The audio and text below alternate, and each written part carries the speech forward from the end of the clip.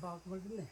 안녕하십니까. 예. 오늘은 용성 육동마을, 즉 6개의 마을이 한테 우러져서 살고 있다 해서 예부터 육동마을이다 해서 경산시 용성면에 출장소가 설치되었던 곳입니다. 그곳에 육동마을에는 대종 119, 용천 119, 가척, 그 다음 보일, 용전 이렇게 해서 마을이 구성되어 있고, 옛날에는 괴일이라 해서 있었는데 임난 이후에 그곳에 피난 왔던 사람들이 다시 임난이 끝나고 자기 고향으로 돌아가려고 할 때 지방 그 토박이들이 정이 들어서 나가지 말라고 붙들었다 했어. 붙들 붙자로 써서 보일리다 이렇게 이름이 개칭되었다는 지명유래가 있습니다.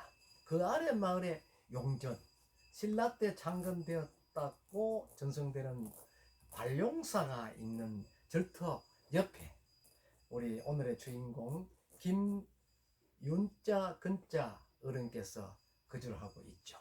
오늘 2019년 9월 7일 오늘 토요일입니다만은 자인향교에서 매년 석존 대제를 음력 8월 7일 날 모시는데 오늘 헌관으로 이렇게 취임을 해서 제를 모셨던 김윤건 그 선생을 이 자리에 모셨습니다. 김윤건 선생은 육동 토박이로서 집에서 광농을 하고 있는 분입니다. 물론 젊은 시절 때는 관광업도 하고 또 운수업도 하고 이렇게 다양한 업을 해서 특히 그 꼴짝이에서는 자식을 잘 키운 그런 노인네로 알려져 있죠. 그래서 이분들의 살아온 이야기들과 오늘 제가 그 경산자치신문에 게재할 몇몇 가지를 문의하는 그런 취재하는 형식으로 몇 가지를 질문하도록 하겠습니다. 안녕하십니까? 예, 김종구입니다. 예. 우리 윤자 근자 그 어른께서는 용성 육동에 지금 거주를 하고 계시는데 그것이 태어난 안태 고향입니까? 예, 그렇습니다. 그러면 시조 어른이 김해를 본관을 두신다 그러는데 수루왕이 되시겠네요.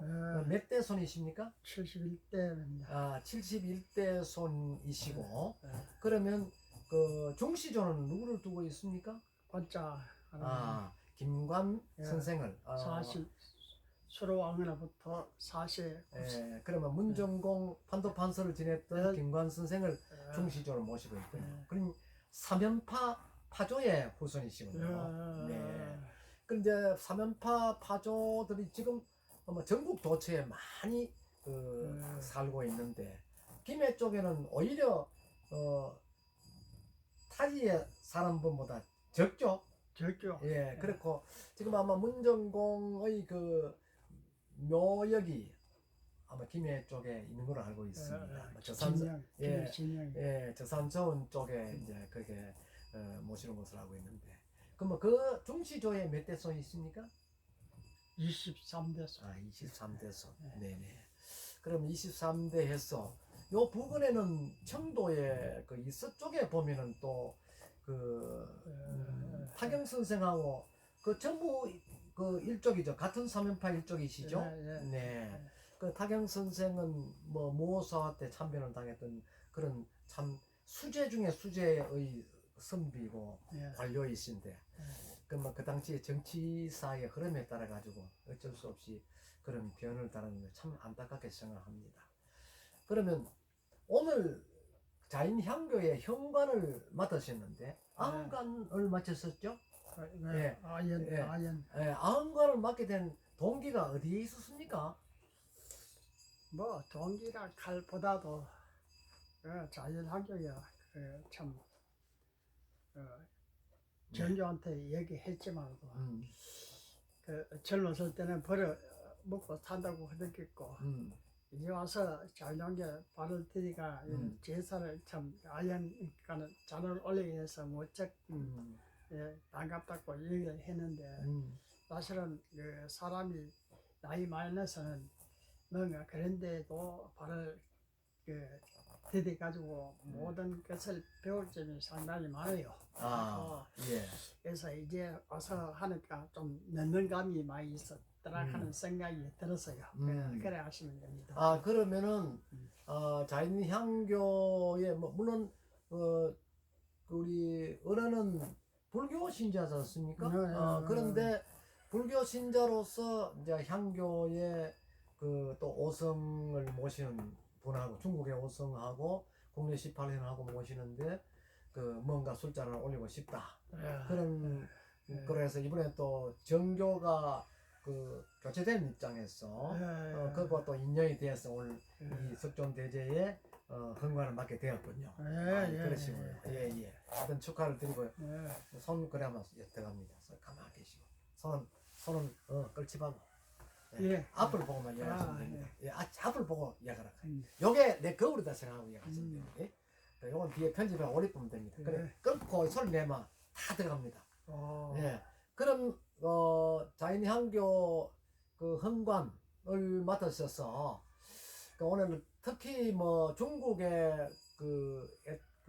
어른들은 중국의 어른이지만 국내 18년 중에서는 우리 경산 출신의 설총 선생이 홍유 설총에 대해서 또 모셔두고 있고 또 신라의 3년 중에 한 분인 고은 최천 선생도 모시고 있고 그 다음에 영천 출신인 포원 정몽주 선생도 모시고 있다고 들었습니다.